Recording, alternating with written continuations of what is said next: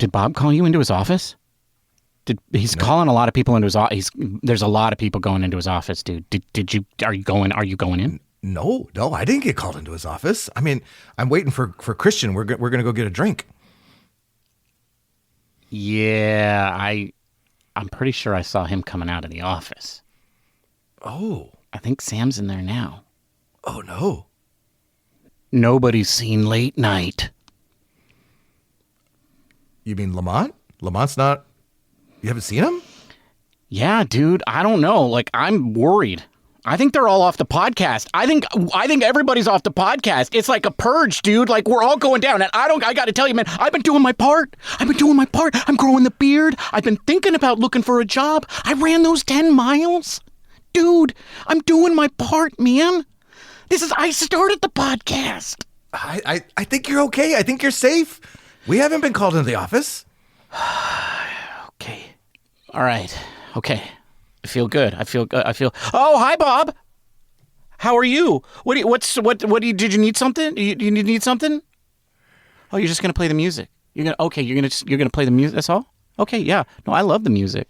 Are you drunk? No, but I'm going to be, Bob. I got to tell you, I'm going to be. Yeah. Yeah.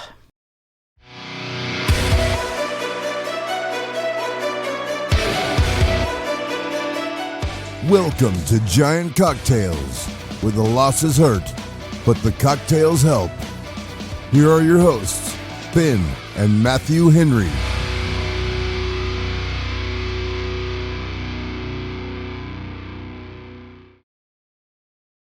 Welcome to another episode of Giant Cocktails, episode 298.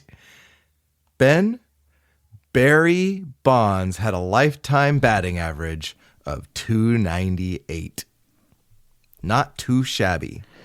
Wow, Matthew, if the stats are serving me correctly, if my memory is serving me correctly also, that's only 1 point better than Jeff Kent. Bonds did it for a longer period of time. Yes, I agree. He did do it for a longer period of time with the Giants, but boy, phew.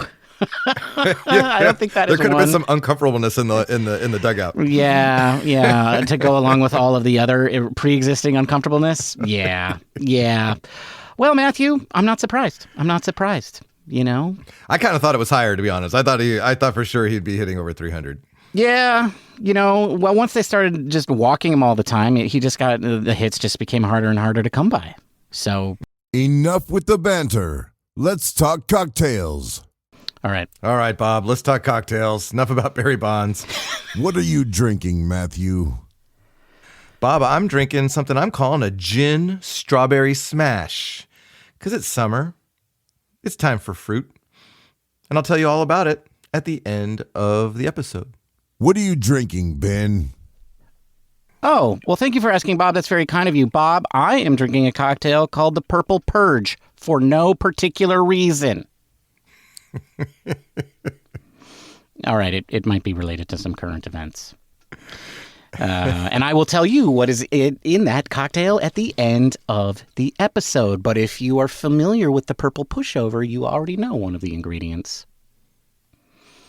Ah, dang it! Sorry. Okay, Matthew, maybe we should tell them when we're recording the podcast. It is Wednesday, June 4th, as we record this podcast, and because it's a 4-game series, the Padres and the Giants are actually playing as we record. It is in the 9th. The Giants are up by a run, and of course, the Padres just got the leadoff man on against Ryan Walker in the 9th. So depending on how this inning goes, we will. It'll be interesting to see over the course of this podcast. But without today's game, Ben, the Giants are 33-28, third place in the National League West. We are a half game out of the final wild card spot heading into tonight's game. And we'll see. Depending if we win, then we'll be tied for the third wild card spot. And if we lose, we'll be a game out. We're playing the Padres, I think. You think? You think? Trying to play against the Padres. Oh, I see. I see what you did there. I see what you did there. It's... you agree that if the Padres are there, you agree. I agree. That I'm not so sure the Giants are there, but the Padres are definitely there. And it's been a rough first couple games, Ben. I think it has been safe to say that this is the low point of the season. And right now, I'm watching the Giants. Well, remember when the Giants had 2 closers, Matthew? Yes. Well, I'm watching the third closer warm up right now. We have options, which is, I guess, is a good thing, Ben. Oh man, you know, I think it's easy to say. Yes, Matthew. Yesterday, the loss on Tuesday, as we record this podcast, was the low point of the season. And Buster would agree because he did something about it. And we'll be talking about that later in the podcast. Well, before that, we'll talk about the first few Padre games. And then, so we got a little bit to talk about. But first, some other news happened that maybe would have been the lead if the Purple Purge hadn't happened on Wednesday. But the Eldridge Knight is on the move, Ben. Oh my! Daniel Johnson is my new favorite player. For no reason. I am not recounting the events. He's a fine gentleman, and I know him from before. I've never heard of the guy, but I was a big the guy Mexican can run, baseball fan. Oh, okay, with Durango. I like it. Yeah. Was that where he was?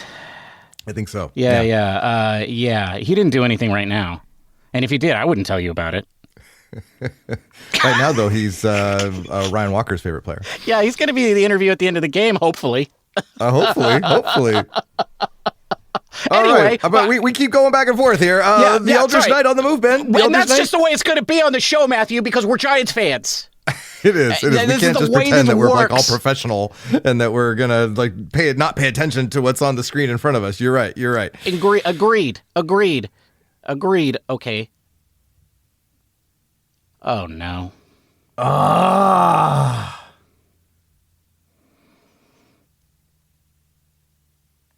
Okay, the bad thing that happened in the 9th just happened. Okay, I can't tell you what it is because I'm pretty sure that's not actually against the law and it's not really actionable. But I don't want to I don't want to figure that out, right? Like I don't want to spend my resources on that. So the bad thing happened, and I gotta say, if Willie hadn't been there, oh yeah, and I was gonna say Ramos should be calling it. You know what, Adames? You know what? That's not shortstop, dude. That's left field where you're at. I don't want to turn this into a rant about Willie Adames, but dude. Oh, we got another closer coming in, Ben. Yeah, our third closer of the season's coming in, and Ramos was going to catch that ball. All right. Let's focus though while he's warming up. Okay, the Eldridge Knight on the move. That's right. The Eldridge Knight is on the move. On the move to Sacramento. I mean, hey, one step closer, Ben. You know. Joe Panic went from AA to the majors, you know, and I'm not saying that yeah. So anyway, what I'm saying, Matthew, is that the Eldridge Knight should be in San Francisco. Enough of this, like, we got to make sure guys get their reps, and we got to do this the right way, and he'll debut when he's 31. No. No. So you're saying the Purple Purge should have included Bryce Eldridge? Yeah, and I got to tell you, Matthew, I was like, oh, Dom Smith, I remember him. He was kind of good. And then I went and looked at his stats.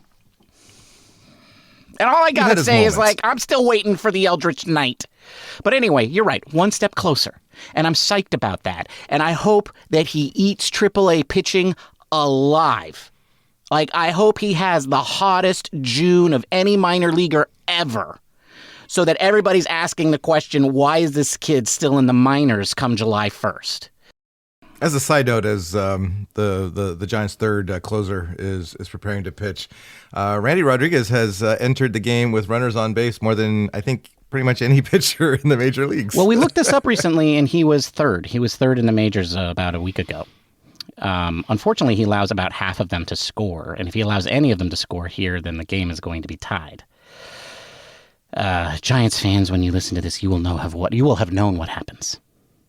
We don't though, so we are. We don't. We're in we angst. don't. We don't. Okay. So a couple other moves before the big move. We had Jordan Hicks has a sore toe, Ben. That's right. I sprained my toe. I can't take the garbage out again. And we all know this is how I value myself. This is how we. Yes. I'm not. No, it's bad that Jordan hurt his toe. It's bad that Jordan hurt his toe. I'm not happy about Jordan hurting his toe. I'm happy really about glad something else. that Randy Rodriguez didn't hurt his toe, though, because he just did something very good. That's right. Randy Rodriguez did the thing where the other guy doesn't do the thing. And has to go sit down. Yeah, three times, and then he has to go sit down. Yep. Right. The other move, though, was that Gerard Encarnacion came up, and we were wondering what the corresponding move was going to be. It turns out, Ben, if you have a really good game, then you get sent to the minors. I think I said, like, oh, he's not going to, that means we won't see him for a week. I didn't really mean, like, we won't see him for the year. Like, I just, Luis Matos. Yeah, it's kind of interesting. Down. I think some of the most recent guys to hit home runs all got sent down. or worse. Yes, I thought that was funny because you were saying that he should get another start, and I think he will. And our new closer, Ben, did his job. But we didn't tell you that. We're posting this way later. I think it's okay. Oh, that's right. Okay, we can't. But yeah. We're not broadcasting it live. Yeah, we're talking about it in the past tense. Well, also, I think we're just not allowed to repeat what is said. That's how copyright rules work. Okay. So, but that's the whole, like, I don't want to find out in court. Anyway, this is not a legal podcast. This is a baseball podcast. And for the first time ever, Matthew, I think we're about to start segment 1 exactly on time. Oh, maybe. Maybe not. Maybe I just wait another second. Anyway, Ben, the Padres are have been difficult until today when the Giants came from behind and won 6-5 on the heroics of Daniel Johnson. Who, you say? I don't know. Who? I don't know. I don't know who he is. Yeah, it's kind of weird how we talk about this segment first, and then just because I just saw it. But yeah. Well, no. I mean, you say that the Padres have been difficult. Have they? I don't know. I don't really think they've been that difficult. Yeah. I mean, the Giants pitching staff has handled them very well. Thank you very much. In the first 2 games, the Padres scored 4 runs, and one of those runs was a Manfred runner. Like, I don't think the Padres have been that tough. I think what we have seen is just the absolute continued ineptitude of this lineup for what was 16 straight games without 5 runs, and which at the time, Matthew, was the longest streak since 1965 for the San Francisco Giants. But also, get this, it's only the 3rd worst streak this year. The Pirates went 21 games without scoring 5 runs earlier this year. Wow. Hey, but at least Joey Bart's the starting catcher, right? So, right? Like, right. Whatever. Yeah. And then the Royals went, I think, 19 games. So the Giants' streak ends at 16 games. But on their way to extending that streak, they wasted a brilliant start by Logan Webb, in which was the Giants' second 1-0 loss in 3 days. And I'm just going to jump to the other. I'm watching the broadcast, and Elliot Ramos is the post-game interview, and why it's not Daniel Johnson, I don't know, but good for Elliot to step in and talk about his game. But you're right. Logan Webb, man. And then in game 2, Landon Roupp. Oop. Sorry, I forget how long you do it. You do it so long. Because he deserves it, man. He's like, I mean, I think we should put there's a lot of ooh in there. There's a ooh, like you're booing somebody, but it's ooh. Ooh. Ooh, okay. I'll get better at it. I'll get better at it. I promise. Work on it. I've got my Kossd down. I'm telling you. Your Kossd are quite good, and that's because I invented a thing that was easy for everybody to do. What? I just copied what everyone else does when they got a name like that. That's true. You chose the easier one. But really, it was Camilo's fault on game 2. It was, yeah. I mean, Camilo sucks. He's a has-been. I don't know why we had him in the closer spot. If it wasn't for him, we would have won that game. And quite frankly, he did a disservice to all of the offensive players on the team. And frankly, I'm glad that he's not the closer anymore, and I look forward to the reign of our new closer, Randy Rodriguez. No! Oh, that's the job. That's the thing of a closer. Everybody's going to be upset at the closer. Stupid Camilo, blah, blah, blah, blah, blah. The problem is the Giants' bats suck. That's the problem. That is the problem. It's not our pitching that's the problem. No one on our pitching staff should be getting any kind of blame. I think Camilo had his first bad outing since the first homestand of the year. He had been good for almost 2 months straight. And then he has one bad day. He gives up 2 runs, and, that puts us into extra innings. And it's like, okay, when the Giants go to extra innings, they can't win because they can't score. Right? Yeah. Even when given a guy on second base. Like, what they have to do to make it fair, I think, for the Giants is just give them the run. Just give them the run. And then I think they have a 50-50 chance of winning. I mean, that's how bad this offense has been. And, yeah. But then we got to tonight, Matthew. Whole new look lineup. You had 2 new guys out in the lineup there. You had Nick Johnson in right field in place of what normally would be Yastrzemski's role, right? Yep. And then you had Dominic Smith. Daniel Johnson. What did I call him? Nick. Oh, why do I want to name the guy Nick? I don't know. I don't know. Is that the name you used before? Because that's like the 3rd time you said his name wrong. Man, he's Daniel Johnson, Matthew. You don't know the Giants? What's so wrong with you? You call yourself a fan? I know. Maybe I should have gotten fired. Anyway, Daniel Johnson and Dominic Smith in the lineup today. New look there. Nick Johnson, Ben. Nick Johnson. Nick looked great out there. He really did. Great. What a game Nick had. Oh man, I study the lineup and the roster so hard throughout the course of the year. Then they bring in new guys, and I'm just like, I'm never gonna let that go now, right? I'm just gonna keep calling him Nick Johnson. I don't care. I mean, Rule 5 draftee Blake Sable and Nick Johnson. Those are some things that will never change. That's right. Oh man, whatever happened today, though, it worked, and I'm all for it. I'm all for Nick, getting some of his playing time, and I'm, frankly, it's got to be better than Harar Encarnacion's at bats, since he's come back. Oh my goodness, Harar looked so bad. And he kept coming up in some really crucial moments. He did. He would come up with runners on base, and he looked atrocious. I think he had 2 good swings, one of which was a line drive right to the first baseman to end the game. But all of his other swings, when he swung, and he was swinging at everything. I think he took 2 pitches. I don't know. He looked awful. And I was just like, wow, this is the guy that everybody's been waiting for. Like, this is the guy. He's our savior, Ben. Yeah. He's come. Look. And he looked like you out there. He did. Yeah. He did. He looked like me. That's how I swing. Even. I wasn't even going to compare him to me because, frankly, I swing better than that. I just recall you not swinging. No, that's true. That's true. I didn't swing the bat at all because I'm just going to get hit, and my strike zone's so small anyway. I got a Jose Altuve strike zone, and I would crouch. Yeah, I think. So Wednesday's game, though, wasn't all good, though. We, Harry. He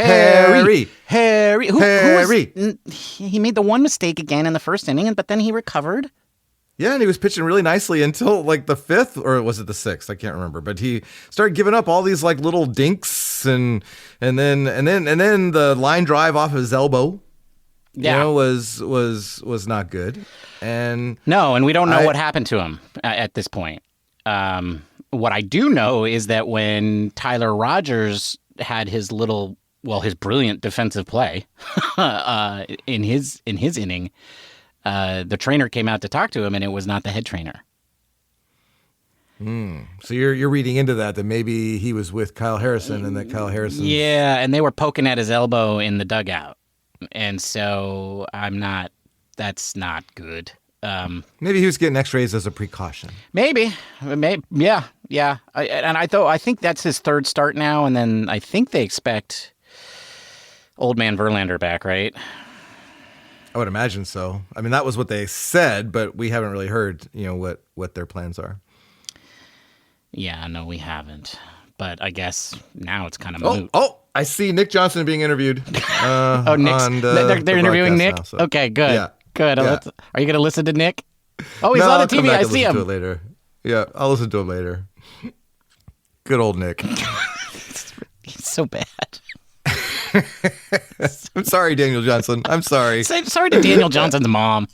I'll get your name right eventually. I mean, this might be Daniel's best game as a major league hitter, as a major league player, Matthew. Like 2 hits, gets the scoring started for a team that can't score, makes a game-saving catch in the 9th inning.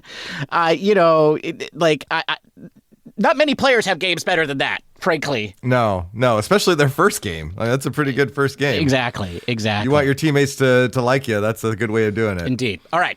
Now, there's one thing that we skipped over from the first game that I do want to point out, because I listened to the Padres broadcast about this, and it just pissed me off. Oh, you're talking about Wilmer's attack on the pitcher? I'm talking about when Wilmer got hit by a pitch. And this guy Kolek had been just putting the ball on guys' hands, literally multiple times in the game. And Wilmer was not pleased. And so he got hit on the hands. He got pretty upset about it, which is, that's pretty significant when you're talking about Wilmer Flores. Right, yes. Wilmer getting upset is an interesting situation. He was not happy. And the end result was the umpires ended up giving Kolek a warning, and only him. They didn't warn the Padres bench. They didn't warn the Giants at all. It was only Kolek who got a warning because, he was in on people's hands. He'd already hit, I can't remember who else he hit, but he hit one of the other Giants and was close on a couple of others. And that's what Wilmer told him, right? All right. So I was like, okay, I got to go listen to the Padres broadcast because I got to hear what these idiots have to say about it. Because, homers, right? As soon as it hits his hand, Wilmer gets upset. The color guy for the Padres is like, "Oh yeah, he was trying to hit you. That's what he was doing. Yeah, he was trying to hit you." And he said that because he's a moron. Like, that's not why Wilmer was upset. Wilmer was upset because Kolek couldn't not hit them on the hands. He was incapable of not doing that. And that's why he's angry, right? I think he's like, hey, you're a major league pitcher. You shouldn't be doing, you should be able to put the ball where you want to better than that. Right. And if you can't, you shouldn't be playing.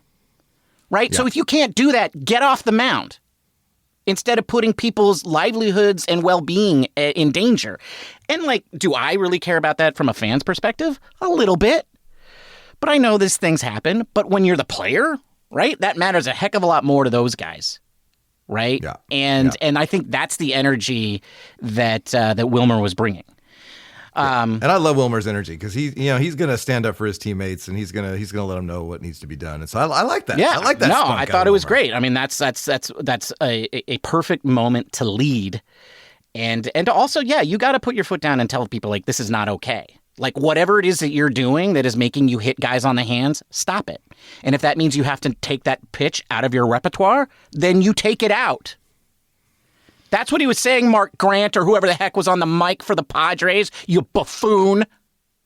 All right. Well, Ben, I think it's time to start talking about the Purple Purge. Oh, it's a lovely cocktail. This is... I honestly Matthew, I tried to make it to be super like Okay, not aggressive. that Purple Purge. Oh. I'm talking about like Buster Posey deciding that maybe 32 runs in 16 games warrants some changes. 30. Oh God. 32 runs in 16 games. I'm not great at math, but I know that average is 2 runs per game. So bad. Did you know that their run differential during that time, Matthew, was -4? That's so amazing. I mean, that's how good our pitching staff That's is. how good the pitching staff was. They let up 36 runs during that stretch, while the Giants scored 32. Wow. Well, yeah. I do want to have a moment of silence though for Late Night LaMonte. Can we just do that? Give me a moment of silence. Yeah, let's do it. Okay. All right.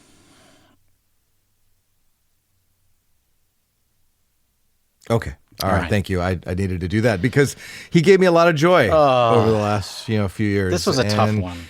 And I loved his story. I loved the things that were going through my mind as he's like hitting walk-off home runs and hitting home runs right over his mother's head into the bay. And just those kind of, I even created infographics and graphics of Late Night LaMonte for social media.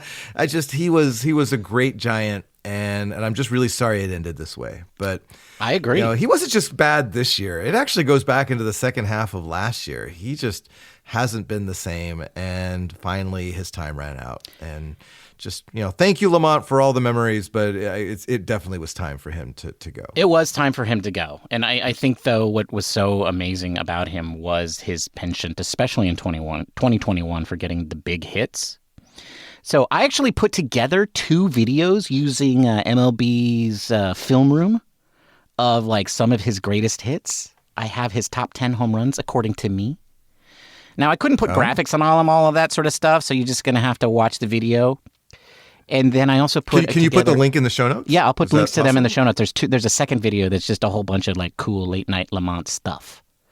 His biggest, like, most important hits. So, think walk-offs and lead-off home runs and that sort of stuff. So I'll put links to both of those in the show notes if you want to relive LaMonte's greatest moments.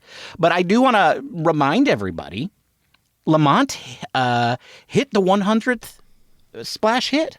So will always be that name attached to that important milestone at Oracle Park. And along with all the other magical moments. But I put together a list of some stats of amazing things he did. In honor of Late Night LaMonte. Let's hear them. So first of all, he had 4 leadoff home runs for the Giants. He had 3 walk-offs for the Giants, walk-off RBIs. One of them was a sac fly. But also, he had 13 plate appearances that led to the Giants taking the lead in the 7th inning or later. Now, is that a lot since 2021?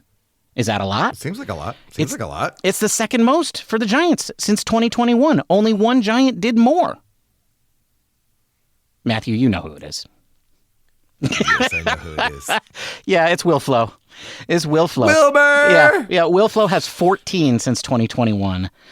But Late Night LaMonte did it 13 times. Interestingly enough, right behind Late Night LaMonte, with 12 of those, Patrick Bailey. I'm telling you, man, the only time he gets a hit is when there's a runner on second. Like, After and when the it 7th matters. inning, apparently. Yeah. So yeah, just magical memories for Late Night LaMonte. And Yeah, I really wanted him to turn it around. He'll be missed. It'll be interesting to see where he ends up. I mean, obviously, probably not a lot of teams are going to be clamoring for his services, but maybe he's a change of scenery kind of guy where someone takes a flyer on him. We'll see as that shapes out. I just hope it's not the National League West, just somewhere else. Go to the American League. Do Yes. something. Well, if he was a pitcher, it would definitely be the Dodgers. Yes, that's true. That's true. But So the other 2 is Sam Huff, also DFA'd. When I was looking at his stats, you had posted them in our show notes. And the thing that struck out to me is he had 58 plate appearances, and he struck out 25 times. That's why I put that on there. I noticed that you bolded it and made it red, though, and put an exclamation point next to it. Because I was like, that's bad. Like, man, when you strike out almost half the time, that's not good. So Sam Huff, who was brought in because he had the potential to have some power, and be, a good hitting backup catcher, certainly proved not to be the case. And then Christian Kossd, he was wise not to lease. Yeah. It turns out staying in a hotel was probably the best thing for him. Didn't have the greatest first run in the majors, but hey, man, he made it. He had some good moments. I guess my only question now is who fills that role of Christian Kossd? I guess it's going to be Casey Schmidt. Yeah, it's Casey Schmidt because I think, And we'll see less of Casey Schmidt at first base, I'm assuming now, because we've got good old Dominic Smith is now the first baseman, and it's him and Wilmer. Herrera can also play there, but Herrera is now probably your primary DH, or he's your DH backup. So, they've got flexibility there. So, yeah, Schmidt is now your third baseman, second baseman, and shortstop backup. Okay. All right. Well, and then we got some new guys. We got Dominic Smith, who we saw today starting at first base. Didn't look particularly impressive at the plate today, but made a really nice defensive play at first base. Yeah, and that was a really important catch because it was going to be a foul ball, but that at bat, it was a rise. It was like the 12th pitch of the at bat. Yeah, and it was like this at bat needed to end. What I thought was interesting, I'd never heard of the guy. He was a Met and all that. 2020, he got MVP votes in the strikes, or the COVID shortened season, I should say, not strike shortened. Yeah. And he hit 8 home runs in 45 games in AAA this year, so got a little pop. We'll see. We'll see how he does. Yes, that is all true, Matthew, but because you're always the optimist, I guess I have to be the one to drop a little bit of realism on everybody and just let you all know that he's only had 2 seasons with a positive OPS plus, and his career weighted runs created plus is below average. So do not have high expectations for Dom Smith. Well, if he does what he has done in his career, that will be a huge improvement over what we got at the position so far this year. Dude, Matthew, if he hits 200 with a 300 on base percentage and occasionally hits an extra base hit, we're all going to be like, great! Remember, we don't need to have terrific hitters. We just need to have average hitters. Yeah, or even slightly below average. Daniel Johnson, I remembered his name because it's written right here in our You wrote show it down. notes. You tattooed it on your arm. Was signed out of the Mexican League a month ago, and we've had a little bit of success with some Mexican League signees lately. So why not? Why not, Ben? Well, and in that since the Giants have signed him, he's hit 6 home runs for Sacramento, which is the second most on the River Cats. So in half of their games, he has accumulated 6 home runs. The guy's been on a tear, which means he satisfied the criteria that I laid out for the call-up, right? On a tear. You have to be playing well right now. You have to be playing well right now. And then he was the top of the guy at that list. And so that's why he got called up. Positional need, yeah. And he has better positional fit than Luciano because he knows how to play the outfield. And then the catcher swap was Andrew Knizner? I believe it's Knizner. Knizner. I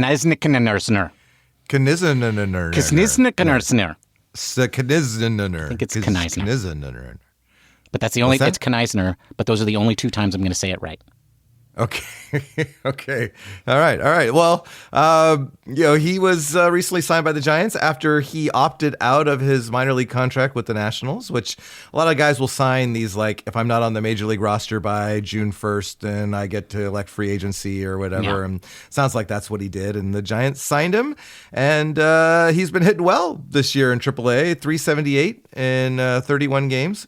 So could be a huge upgrade in the backup catcher position instead of just sacrificing at bats. So maybe we'll have a guy that can actually put up a competitive at bat when Patrick Bailey's on the bench. And I still have not said his name correctly, and I'm not going to say it correctly because I'm just going to let it be a mystery. Everybody, you're just going to have to figure it out yourself.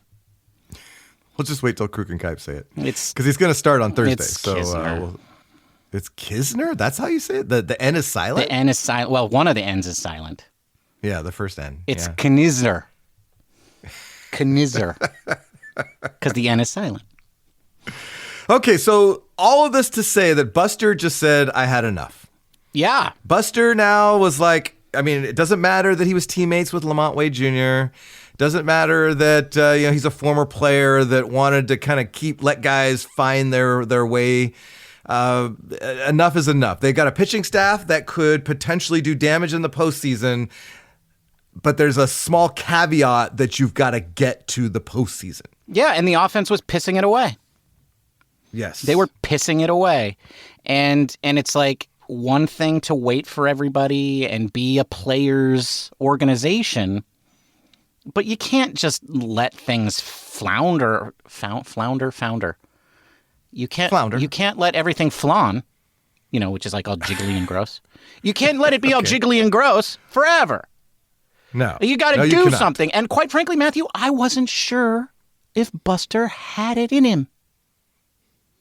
I wasn't really sure either, but I think watching this team for the last 2 weeks, he's like, oh man, even I can't stand this, and I think just a week or two ago, he was like saying things like, well, we're not sure what the plan's going to be, kind of thing. And so it was great to see that he finally kind of was like, no, we got to make a change. I mean, and they needed who knows if these changes are going to be like positive, but doing something rather than nothing is a good first step. I don't think any of these players are any long-term answers. It's not going to be, but maybe we've seen guys added later in the season have made a really great impact on the Giants that led into postseason success. We've seen that. So who's to say that Nick Johnson can't be the guy that leads us to the promised land? Yeah, good old Nick. Yeah, or Kneisner, right? Nick Kneisner. It could be the duo that leads us to the promised land. You're absolutely right. Do you trust Buster to make these moves? Bob, what do you think about Buster? I trust Buster with my life. Well, there you go. Yeah. Well, I mean, look, he did the thing that the front office can do, right? Like, the coaching staff did what they could do to help these guys. But at the end of the day, it's the players who have to perform. And so that means if you're really going to make a big impact, you have to change things. And it was like this lineup, this roster wasn't doing it. So he changed it. And what I like about it, it wasn't dribs and drabs. It wasn't a constant tinkering, trying to catch lightning in a bottle. This was a massive move, dropping 3 of your lowest performers on what is obviously a very weak bench, which I think sends a strong message to the rest of the team that no, you're not just guaranteed safety because a former player is calling the shots. Like, you have to perform. And yeah, maybe one of these guys will come in and make a difference. All of that said, the reason the Giants don't have depth is because they didn't get it in the offseason, and that is solely Buster Posey's fault. So, all right, well, we'll see. Just like Farhan had his faults and then would do something really good to kind of offset it, Buster's doing the same thing. Hopefully, this is just the beginning, though, because I still don't think they've done enough. And you put in the show notes that Dominic Smith is a placeholder. I suspect that you have a person in mind for that place. Oh yeah, Brandon Belt. Yeah. That's what I thought. Yeah, obviously, he's just keeping the seat hot for the Eldritch Knight. Yeah. Well, that begs the question. So now that Bryce Eldridge is just one step away from the majors, just down the road in Sacramento, if he hits 290 with a 330 on base over the next month, do we see him by the All-Star break? If he hits bombs, yeah. I think we kind of like if he is hitting really well for a month straight at AAA, then I think you seriously have to consider it. I mean, look at all of your other options around the trade deadline, maybe beat the tires on some possibilities. But this team. But why would you give up some of your own position or organizational depth when you have the answer potentially right without having to give up anything? You wouldn't. You're absolutely right. Yeah. You wouldn't. So I mean, I think they're going to want to give him at least a month, though.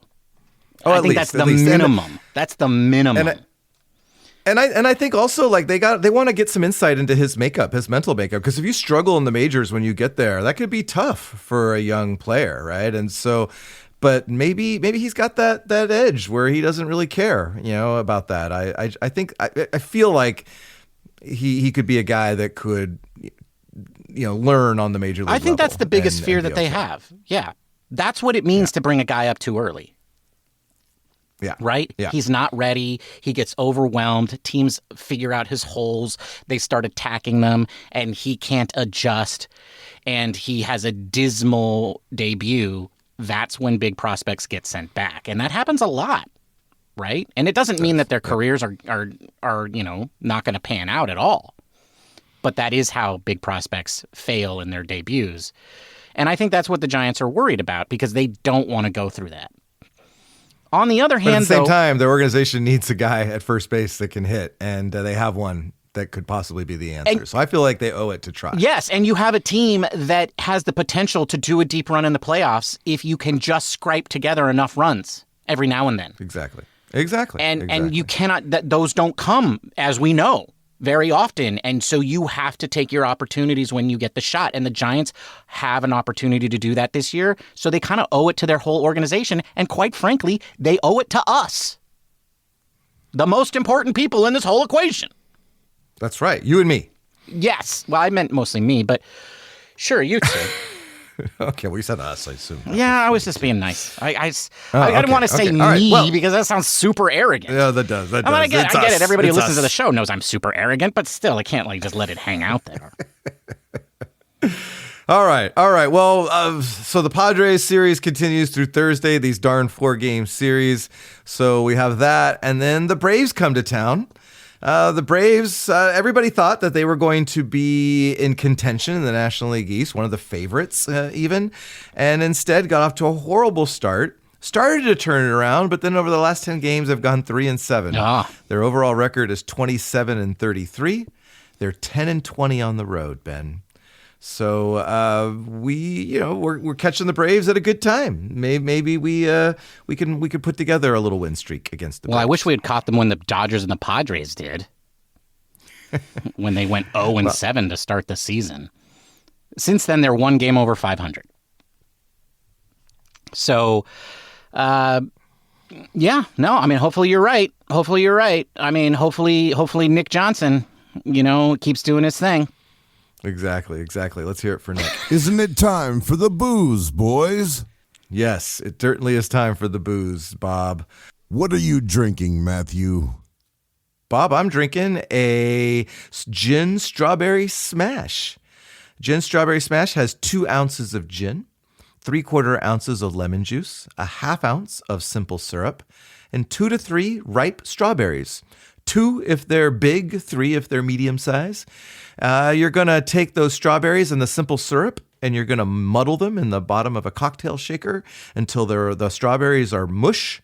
And you're going to add all the other ingredients along with some ice. Give it a good shake for 10 to 15 seconds. And then you're going to double strain that into a rocks glass with fresh ice. And you get a very delicious, very fruity cocktail that, frankly, on a hot summer night is the perfect drink. So that's what I'm drinking, Bob, a gin strawberry smash. That's a tasty cocktail. Really is, Bob. I'm enjoying it. What are you drinking, Ben? Well, thank you for asking, Bob. That's very kind of you. Bob, today I am drinking the Purple Purge. And yeah, it's named after Buster's Purple Purge because he did it on a Tuesday night, which is the night when they wear the purple pushover uniforms. And so that's why I named it the Purple Purge. What's in a Purple Purge? Well, to make it purple, you need 1.5 ounces of indigo gin. To that, you will add 1/2 ounce of mezcal. And to that, you will add 1/4 ounce of Lafroig scotch, because the mezcal wasn't smoky enough, and I needed this to be smoky and bitter. And then to that, you add 1 ounce of simple syrup and 1 ounce of lemon juice, or whatever ratios you usually like in your sour. You put all of those into a shaker with ice. You shake until well chilled, and then you double strain that into a coupe or Nick and Nora glass, and then you drop in 3 $2 cherries because you had 3 left, and you really don't like them anyway, so you figured now was the time because this cocktail is supposed to make you feel kind of bad and bitter. And then you drink it and you think, wow, this is amazing. It was really good. It was really good. And that's what I'm drinking, Bob. The Purple Purge. That's a tasty cocktail. It was way better than I thought it was going to be, Bob. It was so good. I'm looking at these ingredients going, what? It was so good. That works, huh? Oh. All right. Oh, man. Very smoky. You got the peaty, smoky. You've crossed cultures and colors, and oh my gosh, this is an amazing drink. I'm gonna have to give it a shot. Yeah, it was so good. You're not gonna give it a shot. You don't drink mezcal. I could drink mezcal. All right. Well, this is the one. I'm telling you. And that's a wrap. Thank you for joining us. We will be back on Monday. If you can't wait that long to get your fix, feel free to reach out to us on the social medias, where we go by the username Giant Cocktails. That includes YouTube, where you can comment, like, and subscribe. And while you're at it, be sure to leave us a positive review at your podcasting platform of choice, such as Apple Podcasts or Purgify. It really helps the show grow. Matthew, it was great talking the San Francisco Giants with you today. You really couldn't get Daniel Johnson's name right. Cheers, my friend. Cheers, Nick. Bye, everybody. Goodbye!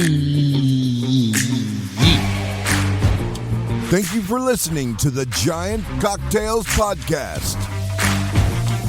Until next time, bottoms up.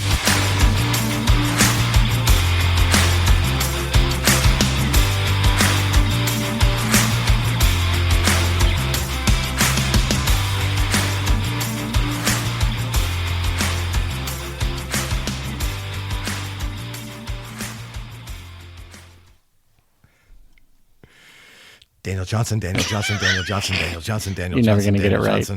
DJ for short. Daniel Johnson. DJ. Oh, good old DJ. Wicked. DJ. So here's what's going to happen. I gotta get it. Every time you say his name, I'm just going to pause for a moment and I'm going to say, do you mean Nick Johnson? And then you're going to be confused because you're going to think like, I will be. Yeah. You know, I have this little trick that I use when I try to remember somebody's name, and I associate them with a famous person. And so, like, when I meet someone that I really want to remember their name, I try to remember their name as a famous person. And one of my favorite stories on that is when I was Little League coach. One of the dads was asking me how I remembered all the kids' names, and I told him that, well, I associate each kid with a celebrity, and that's how I did it. And I said, and this dad's name happened to be Justin, and I said, for example, to me, you're Justin Bieber. And he's like, oh, that's pretty cool. And he was this big guy with like tattoos and things on it. And he's like, oh, okay. And he walks away. And I swear to God, like 3 minutes later, he comes back to me and he goes, hey, man. He goes, could I be Justin Timberlake? That's what I was going to go with. Yeah. I would. And I was like, yes, you can. You're Justin Timberlake. I like it. He's like, I don't feel good. I don't feel right about this. He wasn't feeling the beats. No, I don't feel good about this. Can I be Timberlake? And then you said yes, and then he went, bye. So Daniel Johnson is Daniel Radcliffe? Oh, yeah, Daniel Radcliffe. Nice. Daniel. And then, so I got to do that. And then Johnson is, Right. I was thinking Jack Daniels, but then you might think his name was Jack. Yeah, Jack exactly. Johnson. So I can't do that. And then there is Jack Johnson as a real guy. Yeah, and then I'm like, I'd be all confused then. Yeah.